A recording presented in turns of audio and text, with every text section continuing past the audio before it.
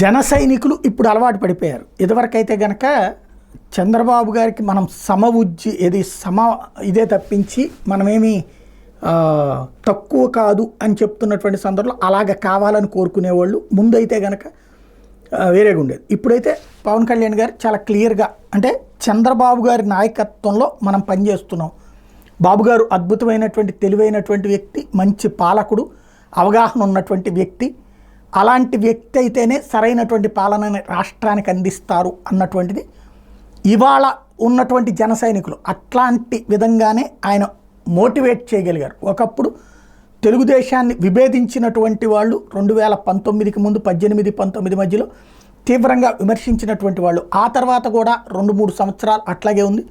ఎప్పుడైతే తన ఆవిర్భావ దినోత్సవం సందర్భంగా ఓట్లు చీలనివ్వను కలుపుతాను అని చెప్పి, ఆ తర్వాత మనం తెలుగుదేశంతో విభేదాలు కాదు మనం కలిసి పనిచేయాలి అని చెప్పి మోటివేట్ చేసినటువంటి పవన్ కళ్యాణ్ ఇప్పుడు అదే బాటలో పూర్తిగా పార్టీని సన్నద్ధం చేయగలిగారు.